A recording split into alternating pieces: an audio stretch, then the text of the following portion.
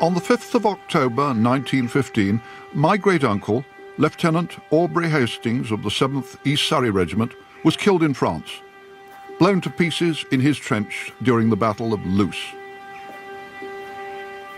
I grew up with his story, reading the unhappy letters that he wrote amid the poppies of the battlefield, along with those of a grandfather and another great-uncle who survived.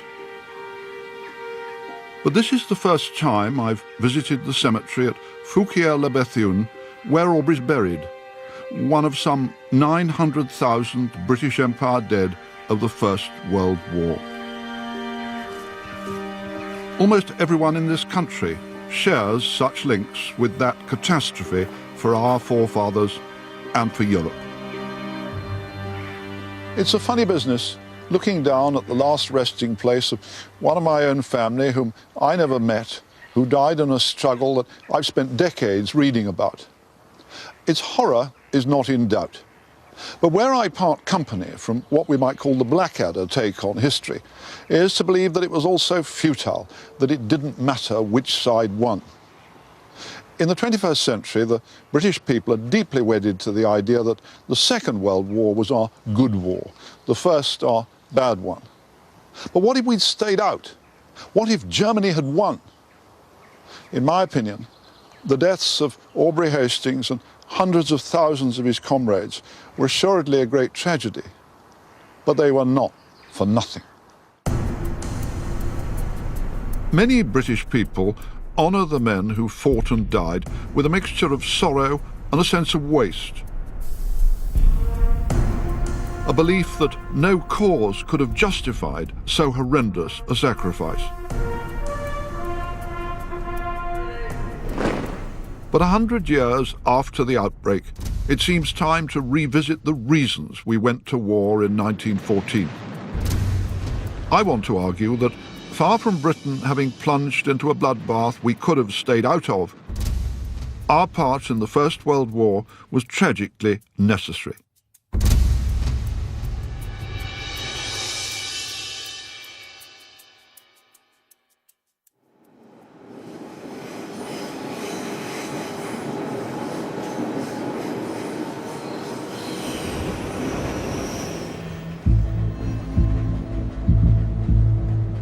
Any exploration of why Britain had to go to war in 1914 must start on the continent of Europe.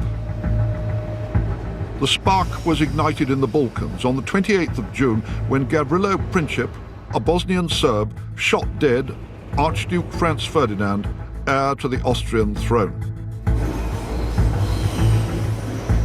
The empire's rulers immediately determined to exploit the outrage to justify invading neighbouring Serbia, where the murder weapons had come from. But the Russians were Serbia's close allies, and they made it plain they would fight to protect their fellow Slavs.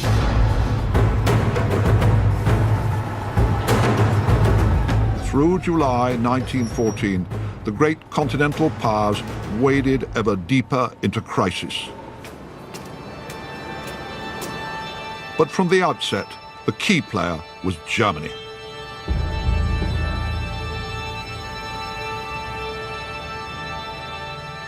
On the 6th of July, its rulers pledged the Austrians their unconditional support to smash Serbia, promising to deal with Russia and its own ally France if they intervened. Day by day, it became plainer that none of the big players would back down. And thus began the countdown to the First World War. Some historians have argued that once it became clear that Austria and Germany were going to war with France and Russia, we, the British, should simply have left them to get on with it, stayed out. That all that would have come out of a German victory was a fast-forwarded version of today's European Union. I don't buy that. The people who were running Germany cared nothing for democracy or other people's freedoms. Once the shooting started, it became plain that their war aims were little different from those of Hitler 35 years later, excepting only the Jewish genocide.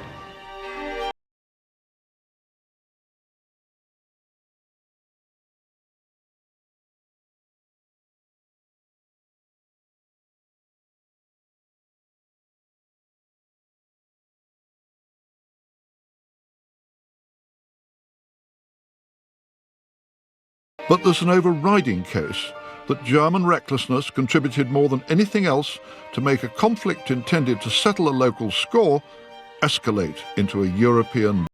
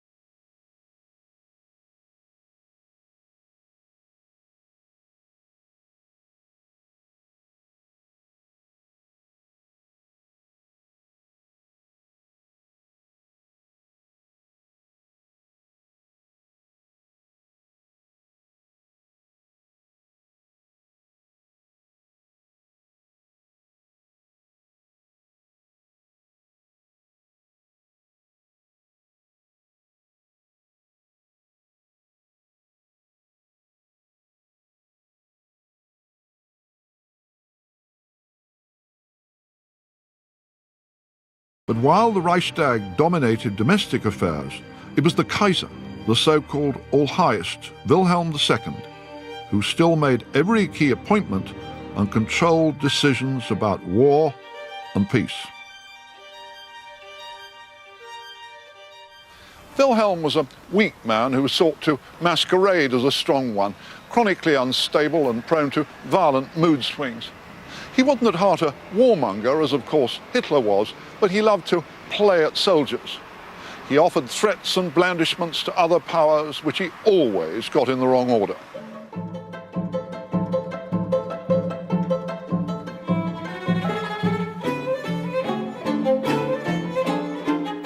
Professor John Roll has spent a lifetime studying and writing about the Kaiser.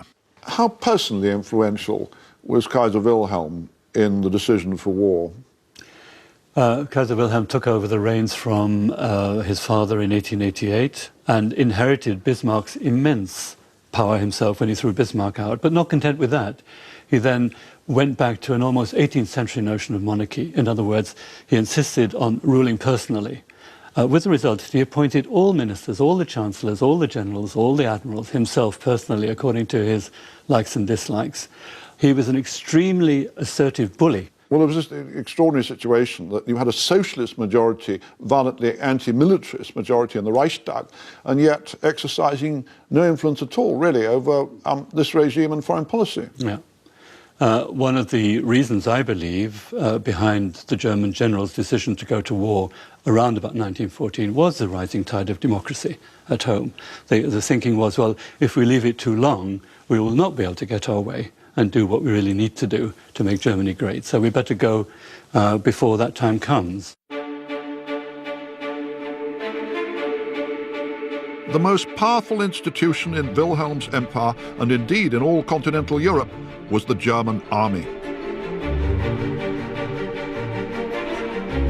The Kaiser was also eager to extend his power across the seas and personally promoted the creation of a big-gun navy. This thoroughly alarmed the British, who feared Germany's fleet as a threat to their global trade routes and empire. As Queen Victoria's grandson, Wilhelm retained some respect for her people, but he was determined that neither he nor his empire should defer to them. It's almost as if he feels obliged to be more military and more masculine than any other monarch, perhaps because there's always the whiff of Englishness about him, his mother being English. He was always very keen to say, no, I'm not English, I'm Prussian, I'm extremely Prussian. So there's this autocratic side to him, there's extreme militarism, but some of it does come from England. So, for example, the love of the Navy, the idea that he has a mission to become the superpower in Europe in place of Britain. He feels he has a right as leader of this new, energized Germany after unification. Fear of Germany's might and of its aspirations to dominate Europe prompted Russia and France to forge a close military alliance. Although Britain's government made no firm written commitment, It posted an option on supporting them in the event of war. Many British people recoiled from the idea of joining an alliance with Tsar Nicholas II, whose people had been Britain's enemies through the 19th century. But the fears of Europe's rulers that a general war would result from their rivalries caused every nation to huddle close to its friends. The Germans to the Austrians, the Russians to the French, with the British as cautious maybes. Germany's warlords were haunted by fears of Russia's growing might. Some of them were convinced that challenging the Tsar's armies sooner rather than later offered Germany the best chance of victory. This is one of many German memorials to Prussia's 19th century military triumphs. Instead of perceiving big wars, as we do today, as universal tragedies, the Kaiser's generals, and sometimes Wilhelm himself, believed that trial by battle was an acceptable instrument of policy. All Germany's leaders were insecure, even paranoid, about threats at home from the socialists, abroad from Russia and France, probably backed in a showdown by Britain. In those days, not many people thought seriously about economics. The Kaiser and his generals counted soldiers. They failed to realize that their country was achieving dominance of Europe without firing a shot through its industrial power. By 1914, so many Germans had come to believe that a European clash in arms was inevitable, that their fatalism contributed mightily to bringing this about. The Kaiser, who was almost certainly clinically unstable, was one of 3 men in Germany who took the key decisions which resulted in war. To this day, historians argue fiercely about which pulled the levers to precipitate disaster. The others were the Chancellor, Theobald von Bethmann-Hollweg, appointed by Wilhelm, and General Helmut von Moltke, head of the army.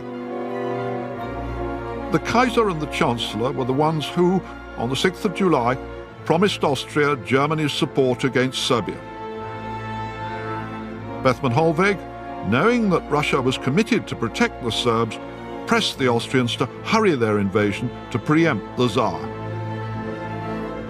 This has become known as Berlin's blank check, keystone of the argument that Germany was most blameworthy for the horrors that followed. Professor Sir Hugh Strawn has been studying and chronicling the war for over 30 years. He agrees that Berlin took a huge gamble. The Germans actively encouraged the Austrians not merely to invade Serbia, but to get on and do it even more quickly than they were ready to do it. Yes, partly because I think if they do it quickly, you'll get away with it. You'll be able to crush Serbia. There'll be a Balkan war that is over so quick that nobody will have time to intervene. So the presumption here is speed. And what Berlin is doing is constantly taking best case advice. You know, will Russia stay out of this war because they're worried there'll be a revolution in Russia? The best answer is that yes, they will, because there has been a revolution in Russia in 1905, and there might be again. So they work with that assumption, whereas in fact, of course, the Tsar is going to be put under tremendous pressure to back the South Slavs in Serbia.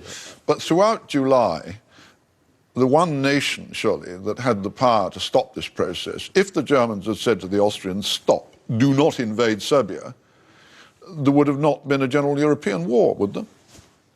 That's right. I think they have the power to say no. I mean, after all, the blank check is central, and the blank check is issued by Germany. And Germany then seems to show remarkable insouciance as to how that check will be used. You know, Austria-Hungary still has to cash it. It's Austria-Hungary that has to initiate war. But absolutely, the balance then shifts to Berlin. And if any power has the capacity to stop it, it's Berlin, particularly at the very end of the crisis. Army Chief of Staff Helmut von Moltke, who answered only to the Kaiser, also played a pivotal role. On the 28th of July, Wilhelm and Bethmann-Hollweg experienced a brief panic attack. The looming war now looked far bigger and graver than they'd bargained for. But Moltke, on his own initiative, telegraphed the Austrians and urged them to hasten their attack. The Chief of Staff had long argued that if Germany must face a European showdown, it was better to have it before the Russians' big armaments expansion program was complete. At an Imperial Council meeting in December 1912, he's reliably reported as saying, "War, and the sooner the better." Annika Mombauer is a German scholar who's written a biography of the Chief of Staff which emphasizes his role in the July crisis. Where did Moltke fit into the decision for war? Well, Moltke very much advocates war. He thinks that war is inevitable in the long run. He thinks that eventually Russia will become too strong, too militarily powerful for Germany to defeat her, and therefore he creates an atmosphere in which war seems a good solution out of a perceived problem. One thing that seems extraordinary to us about how dysfunctional the German government was in July 1914 is that here you've got Moltke, who's supposed to be just the head of the army, and at a critical moment, July the 28th, he sends a telegram to Vienna, to the Austrians, telling them to get on with invading Serbia. And it does seem an extraordinary reflection of both how reckless Moltke could be and of how powerful he was.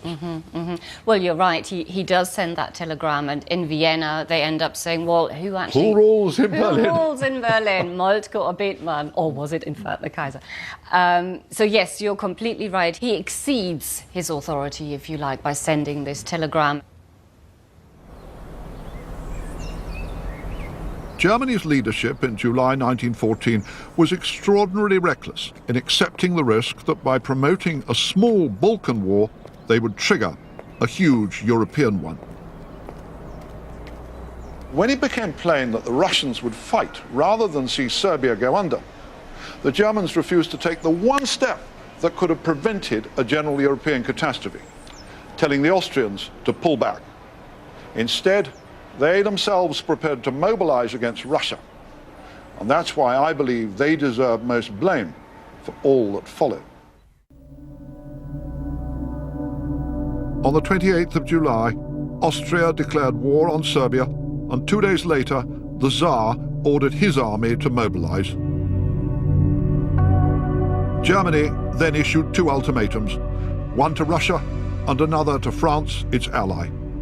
Neither was expected to accept, and few of the Kaiser's generals wished them to. Berlin then set in motion its hugely ambitious war plan, designed to crush France before turning on Russia.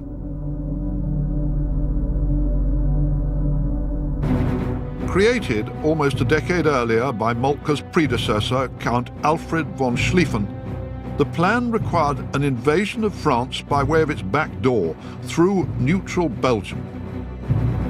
It was the German commitment to overrun Belgium which suddenly propelled Britain, hitherto a mere spectator of the continental drama, to the forefront of the stage. Under a treaty signed in 1839, this country was among the guarantors of Belgian neutrality. I'm one of those who still wonder whether Britain really would have come in if it hadn't been for the invasion of Belgium. Moltke got this dead wrong, didn't he? He did. He was in an impossible situation militarily speaking or strategically speaking, because Germany is in a sense encircled by France in the west and Russia in the east. And the only way he thinks he can win this war is by implementing the so-called Schlieffen Plan. And that plan can only work if France is defeated quickly, and that means invading Belgium. But interestingly, in France, the Chief of Staff similarly thinks our best chance would be to advance through Belgium, but the politicians, the diplomats, tell him we can't do that because of Britain. The British told France, on no account going to Belgium. Exactly. And so had Germany also respected Belgian neutrality, there would have been all sorts of possibilities right at the end of July and early in August, perhaps to come to a different outcome.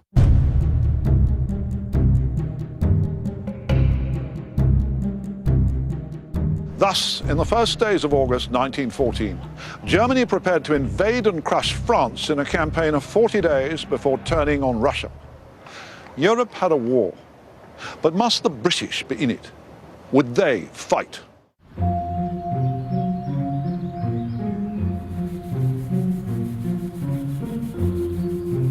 Basking in the balmy summer of 1914 and preoccupied by industrial turmoil and threatened Irish civil war, the British people had scant appetite for a continental conflict.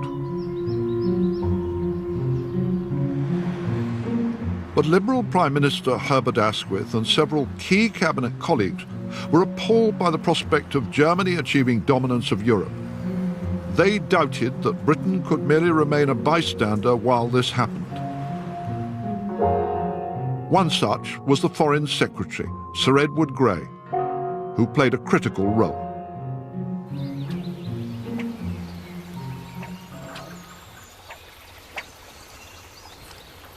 Sir Edward Grey is traditionally seen as a reticent English gentleman whose grand passions were fly fishing and bird watching, both of which he wrote good books about.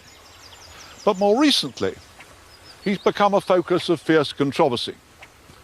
Some historians claim that Grey made rash, secret commitments to the French, which dragged us unnecessarily into war. For centuries, it had been a British article of faith that a balance of power, which denied absolute dominance to any one nation, must be maintained on the continent. Between 1908 and 1914, when Grey was not casting a fly on bright waters, he held secret talks with the French about British support in the event of a German attack.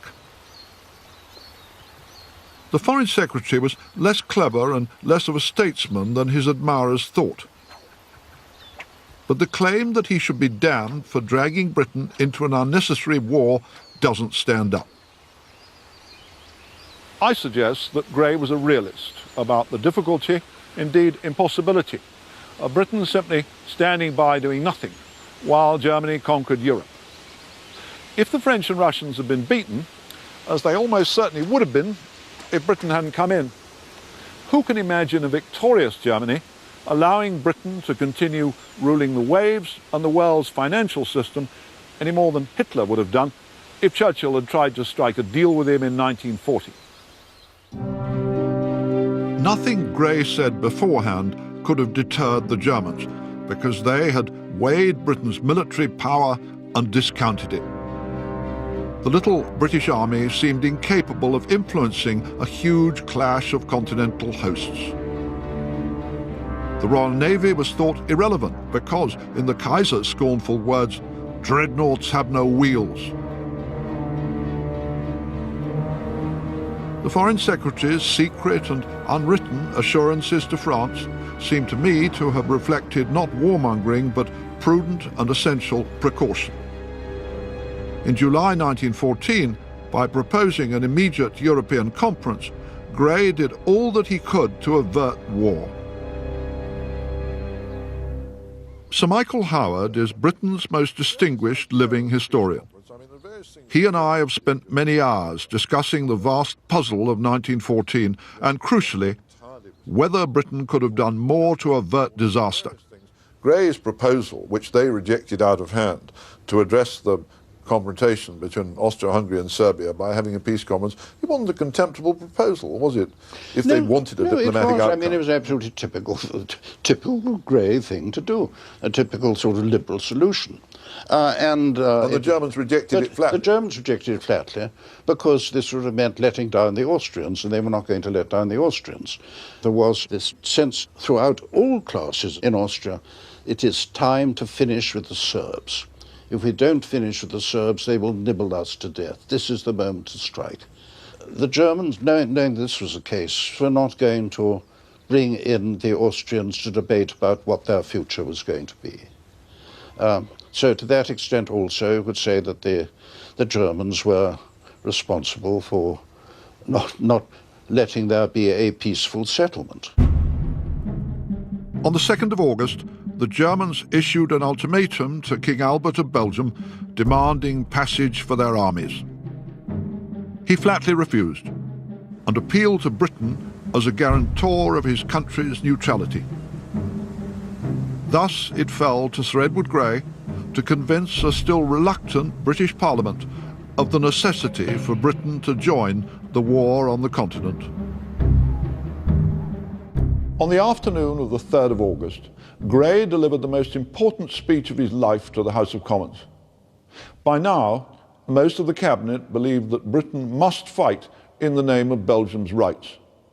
Could this country, Grey demanded, stand by and watch the direst crime that ever stained human history and thus become participators in the sin? He added, "We should, I believe, sacrifice our respect and good name before the world and should not escape the most serious and grave consequences." This was one of those extraordinary parliamentary occasions that changed history. It persuaded much of the Liberal Party, hitherto bitterly hostile to intervention, now to support it, as the Conservative opposition already did. Thus, on the 4th of August 1914, after Berlin rejected an ultimatum demanding its withdrawal from Belgium, Britain declared war on Germany.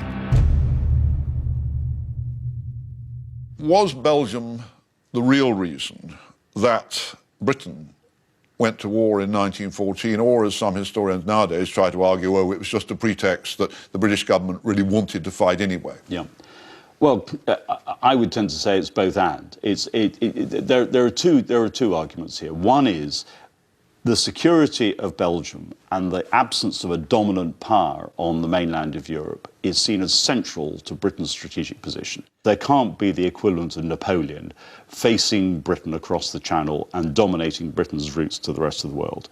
The second issue is, does it matter that Germany disregards its international obligations, enters Belgium, which is a neutral state, and fails to reflect both international law and the rights of small nations? And the answer is it does matter. And it matters because, for Britain, international law and what we might now see as morality also matters. But it's more fundamental than that. Because Britain is an economic power, a trading power, a power that depends on its shipping, actually, international law is more than just a sense of legal and moral obligation. It's also a matter of economic necessity. You need to respect international law to make sure that Britain can continue to exercise the degree of leverage it does as a neutral itself. Well, some people say now, oh, it was incredibly silly for Britain to get involved in this horrific experience, the First World War, just because the German army marched into Belgium. But actually, it seems to me, it was a pretty good reason for going to war. It was an excellent reason for going to war, and it did something which, at the beginning of the July crisis, seemed unimaginable to many. United the British people. It united the British people. It united the cabinet and united the people.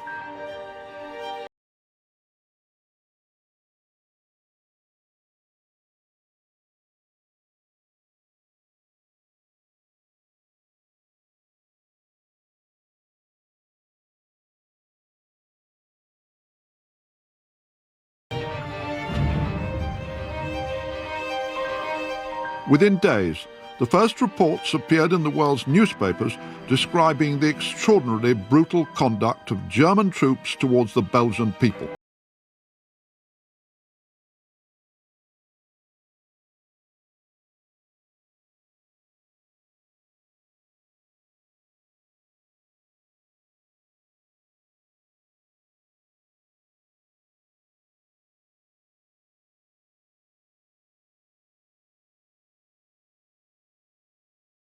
In 1904 and 7, when the Herero and Nama tribes rebelled against German colonial rule in southwest Africa, the Kaiser's soldiers killed or deliberately starved to death almost 100,000 native people.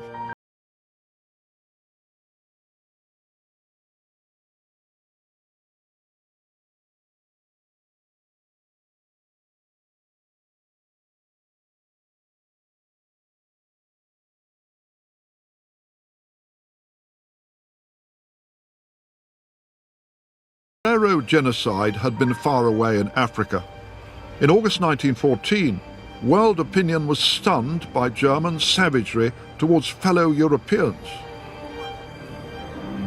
In Flanders, the destruction of the medieval university town of Louvain, today rebuilt from ashes, became a symbol of the excesses of the Kaiser's soldiers endorsed by Berlin.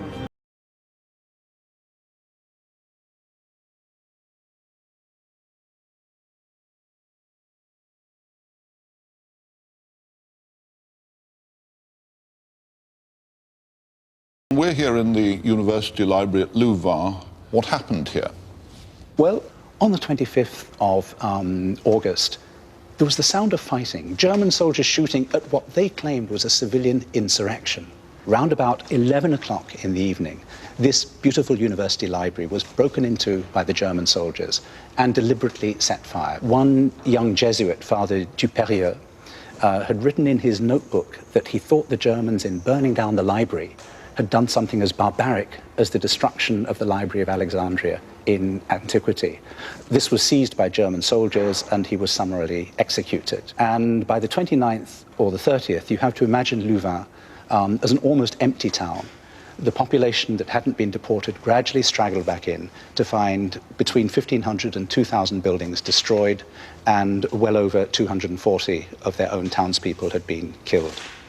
All armies in all wars can behave very badly. What seems different about what happened in Belgium in 1914 was that it wasn't just a question of the odd soldiers brutally murdering a few civilians. They were systematically shooting them in scores and sometimes in hundreds as hostages. You're quite right, but what we've just described in Louvain was a terrible incident, and it immediately grabbed the international headlines.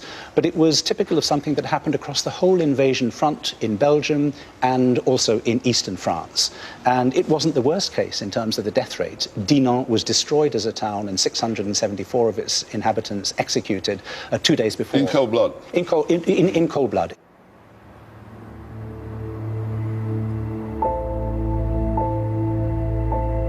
In the first weeks of the war, nearly 6,500 civilians were executed by German troops in Belgium and France.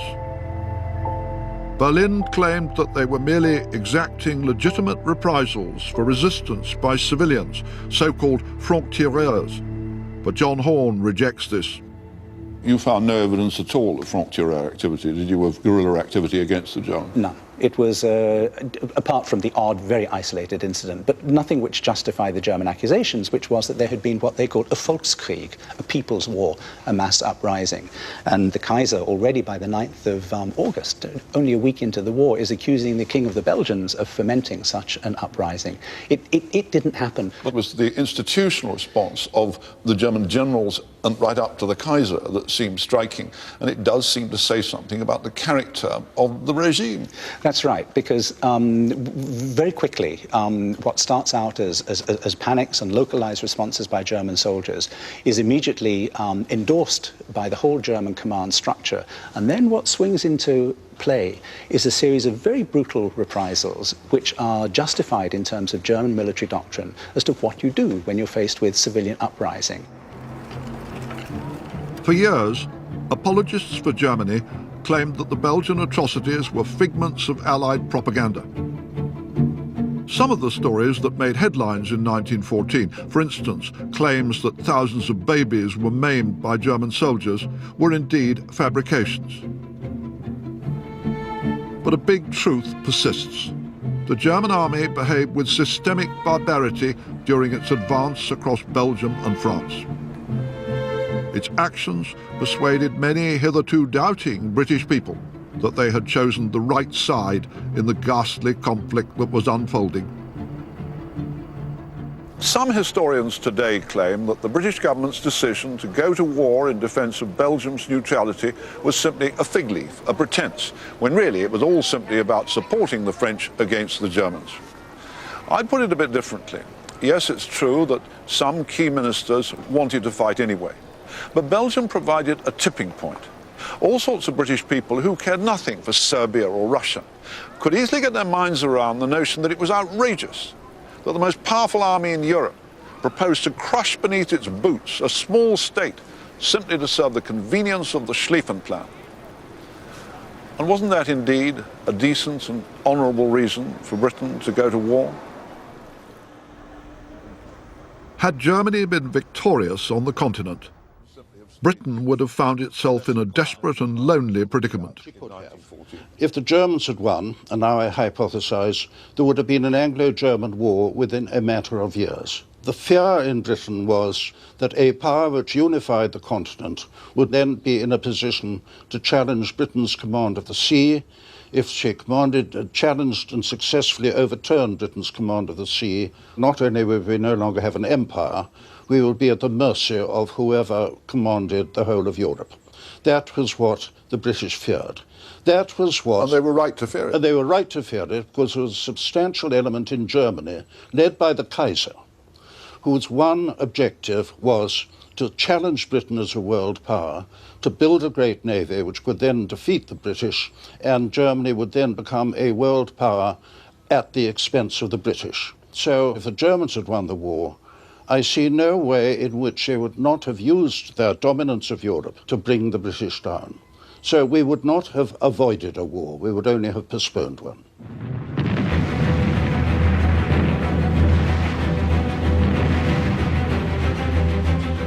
By early September, the German army had swept through Belgium and into France.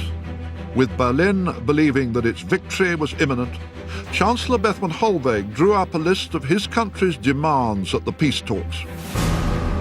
They included seizing large swathes of land from both France and Russia, annexing Luxembourg, making Belgium and Holland vassal states. The September Plan, as it became known, was designed to secure Germany's absolute political and economic control of Europe. But in the second week of September, the French army achieved a historic victory in the Battle of the Marne, driving back the Germans from the gates of Paris. What followed in the autumn of 1914 finally wrecked Germany's dream of swift victory. It also witnessed the first big and seriously bloody battle of the war for the British. In October, the British Expeditionary Force marched towards the old Belgian cloth town of Ypres, Wipers, as millions of British soldiers came to know it. They arrived there just in time to clash head-on with a massive enemy offensive, the last great German effort to win the war by Christmas. What took place in the 5 weeks of battle around Ypres set the pattern for the vision of the First World War, which has been etched into our national culture ever since.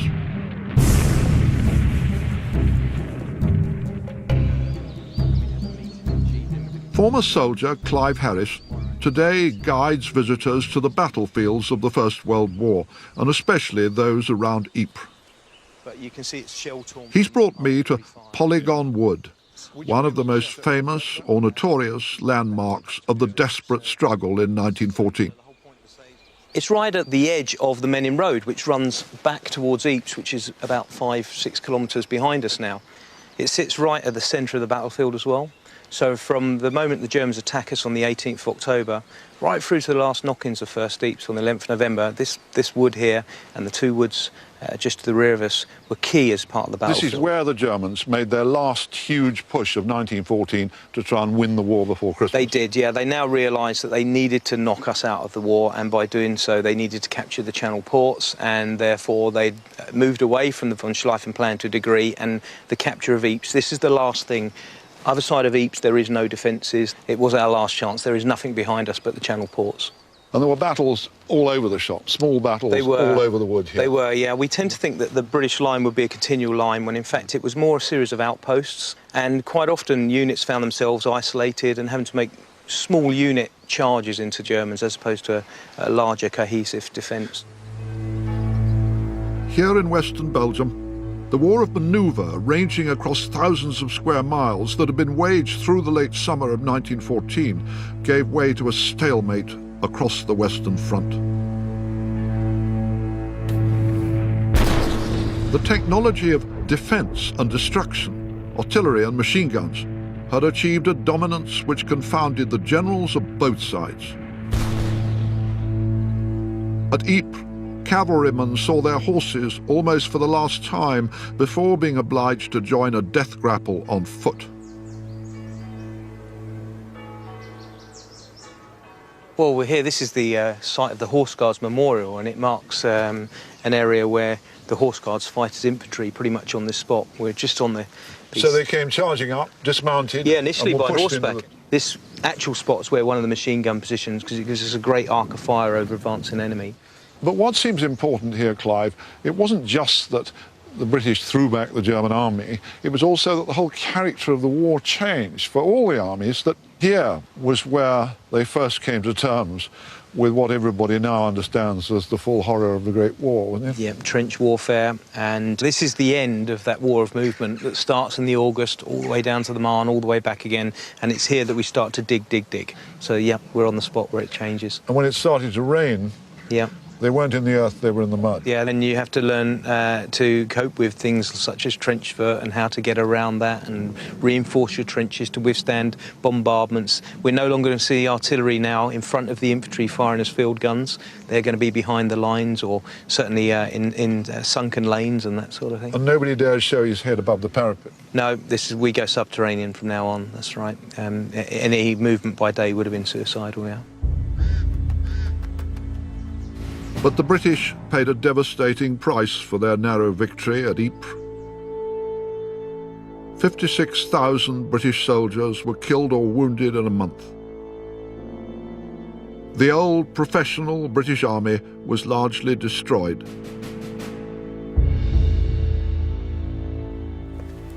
Thereafter, it would be civilian volunteers and later conscripts who accounted for the overwhelming majority of the 6 million British soldiers who eventually served.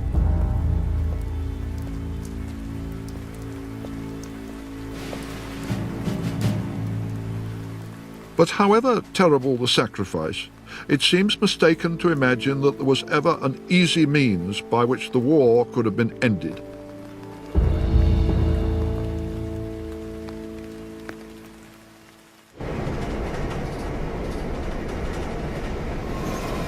Gentlemen, our long wait is nearly at an end. Tomorrow morning, General Insanity Melchett invites you to a mass slaughter. We're going over the top.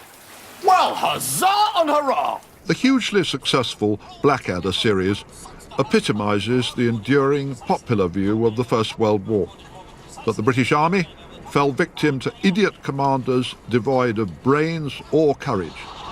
Well, best of luck to you all. Sorry I can't be with you, but obviously there's no place at the front for an old general with a dicky heart and a wooden bladder. Well, chuff then. See you all in Berlin for coffee and cake.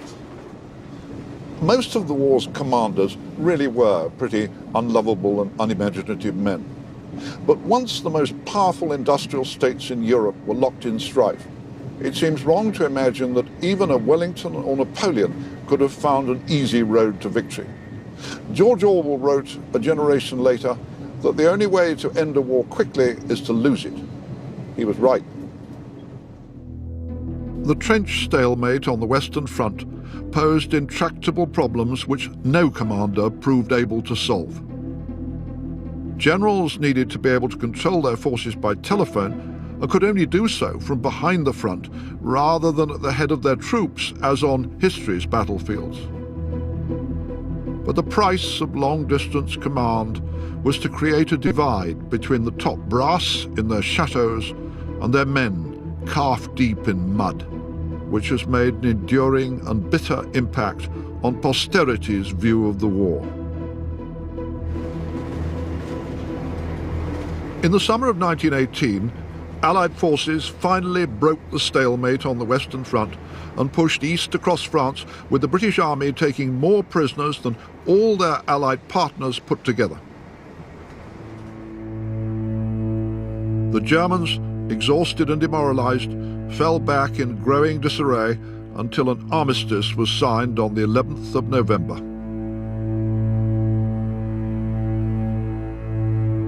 Around 10 million combatants, 900,000 of them from the British Empire, had lost their lives.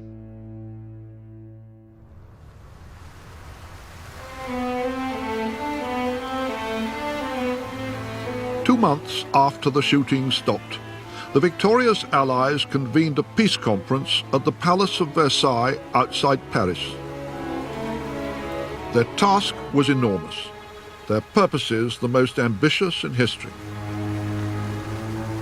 The Versailles summit has often since been branded a failure which condemned Europe to a further generation of strife. Prime Minister Lloyd George, French Premier Georges Clemenceau and American President Woodrow Wilson led the negotiations involving delegations from many other interested nations, which lasted for 6 months between January and June 1919. Their intention was to produce a treaty that would not only reshape Europe, but also ensure that there could never again be a great war by disarming the Germans and making them pay the costs of the conflict. Historian Margaret Macmillan is the author of the most compelling and vivid modern narrative of what happened at Versailles. What was at stake for the Allied powers at Versailles? I think they had two things they had to think about. They were deeply concerned about the state of Europe, and indeed their own countries included. There was real fear of revolution, and they were worried that the situation might deteriorate. What was also at stake, of course, is they were democracies, and they had to think of their publics. And the publics had been led to believe, and had been kept going in the war by the promise that it was going to make a much better world. And so what they had to try and do is create a better world to appease. Incredibly ambitious objectives. It was very ambitious, but then, of course, the First World War is so unusual compared to earlier wars because it was so exhausting that you couldn't just say at the end of it, well, that's it, done, we'll make a few border changes and we'll go back to normal. You couldn't go back to normal. I seem to remember that the Germans eventually paid less than they had made the French pay after they beat the French in 1871. What the Allies couldn't say to their own people was, look, there's no way Germany can pay what really we need to rebuild, because their own people had suffered so much, and so they had to put a bill in. But what they did was they fudged it. They divided the total reparations bill up, so the Germans only paid a fraction. Once they'd paid the fraction, they'd pay the rest, which of course the Germans never wanted to do. The Allies really failed afterwards to convince their own peoples that their cause had been just, didn't they? Well, I suppose the problem with the First World War is that the expectations are so high, the promises are so great, and all sorts of promises, as we know, are made during the war to try and keep people in the war. But there's no way that all those promises can be cashed in after the war is over. Abuse fell upon the Versailles Treaty almost before ink was dry on the signatures. The economist John Maynard Keynes, one of the British Treasury delegation, published a scathing broadside entitled "The Economic Consequences of the Peace." A strong German sympathizer, Keynes made a case that the terms imposed upon Germany were both morally unjust and economically foolish.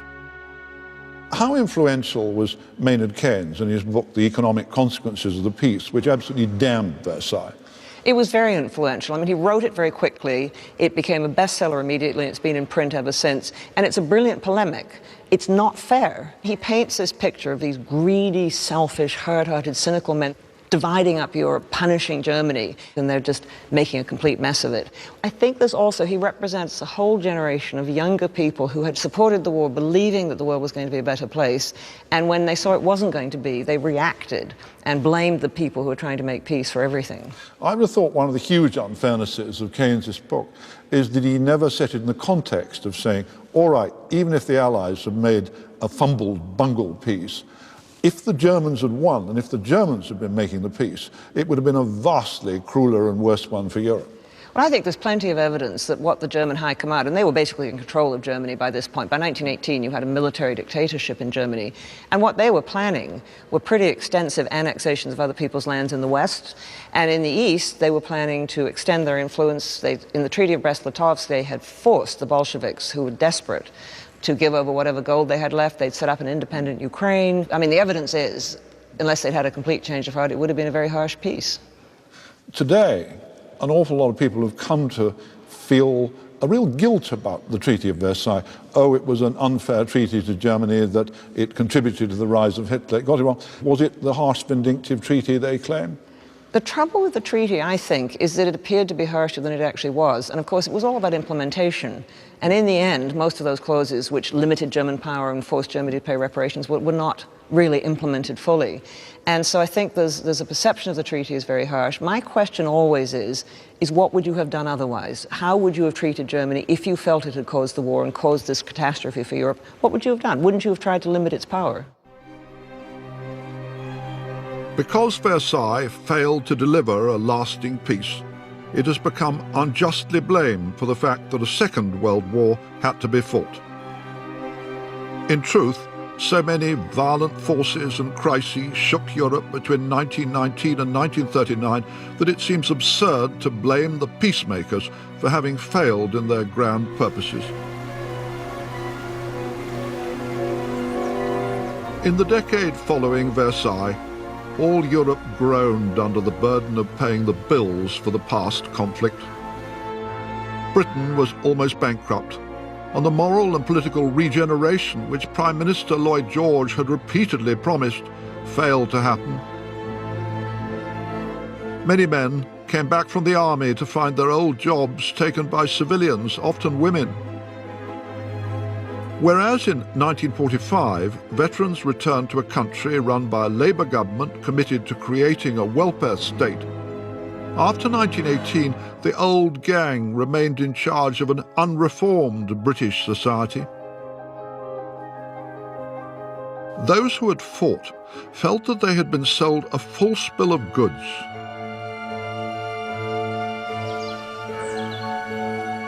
My own grandfather, a writer who won a military cross as a gunner officer in France, became one of those who, within a few years of the armistice, asked himself what it had all been for. Here's an essay my grandfather wrote for a literary magazine in 1923 after meeting a group of fellow veterans who'd served with him in France. They now felt, he said, that they had gone, not as heroes, but on a fool's errand, to fight in a war that was not worth fighting. They'd endured the unsightly, dirty life of the battlefields with a cheery and modest sense of merit, with a belief that they were making some contribution to a good cause. But now, it transpired, this had been a stupid article of faith, which was exploded. My grandfather and his kind felt themselves strangers in a strange land, divided by the horrendous trench experience from those at home who knew almost nothing about it. The poets of the Western Front, such men as Wilfred Owen, Robert Graves, Siegfried Sassoon, vividly described its horrors and the sense of military futility in a fashion that later generations have found irresistible. Here was the world's worst wound, and here with pride their name liveth for evermore, the Gateway claims. Was ever an immolation so belied as these intolerably nameless names? Well might the dead who struggled in the slime rise and deride this sepulchre of crime.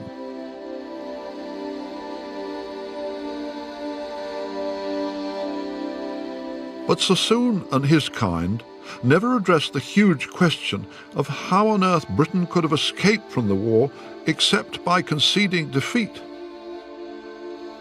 It's a weird British thing that while we're hugely proud that our forefathers fought Hitler, we seem almost ashamed that they fought the Kaiser. How has the overwhelming perception developed in Britain over the last 100 years that there was nothing worth fighting about in the First World War?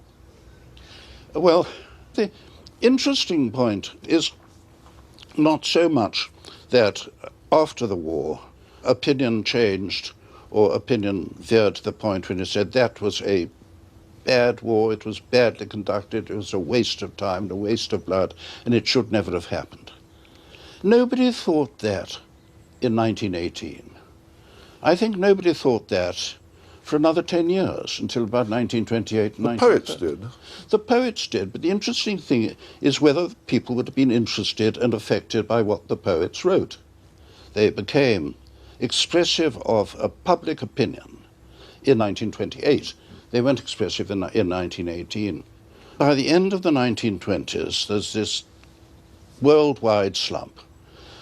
Total catastrophic unemployment everywhere, especially in Germany. The situation seemed to be far worse in 1928 than it had been in 1914. And by 1933 or so, it has become generally accepted that the war was an unnecessary war, that it had been bungled, etc., etc. So I think that what was very, very important was not so much the fact that the war had been terribly expensive and bloody and the losses were awful.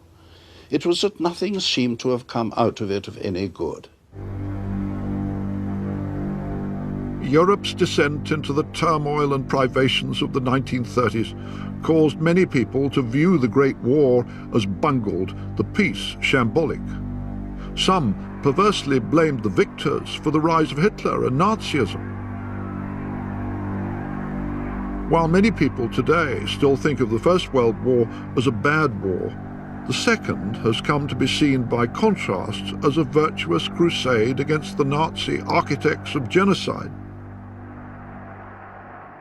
Nobody went to war in 1939 to stop the Germans massacring the Jews. I mean, sad that maybe you've said that, partly because, of course, the serious massacres hadn't yet begun, but principally because Germany might be doing awful things, Nazi Germany, domestically, but in those days, nobody saw that as an obligation to go to war in the way in which we would today.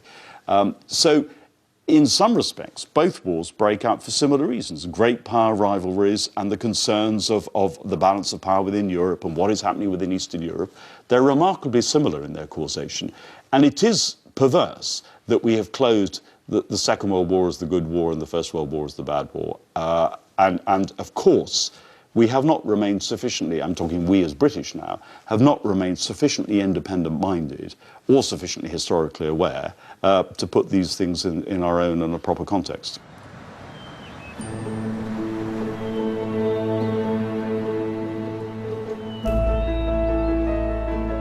No sane person believes that Britain wanted a war in 1914. All the great powers bear some responsibility for the carnage, but the Germans seem to deserve most because they refused to use their almost indisputable ability to prevent it. They failed to see that nothing they hoped to get out of the war could justify its horrendous prospective risk and actual cost. Britain emerged from the First World War with little to show save a few worthless colonies and a host of public memorials. But the right questions to ask about the conflict and the nation's sacrifice today are whether we could justly or sensibly have stayed out of it. And what would have befallen Europe if the Kaiser's Germany had won? I'm imagining Whitehall as it was on the 4th of August, jammed with expectant people about to be swept away by the most dreadful cataclysm in European history. Nobody in their right mind would suggest making the centenary of 1914 an occasion for celebration. But we should have the courage to tell our children and grandchildren that the wartime generation did not fight and die for nothing. That if their enemies had prevailed, Europe would have paid an even more terrible forfeit.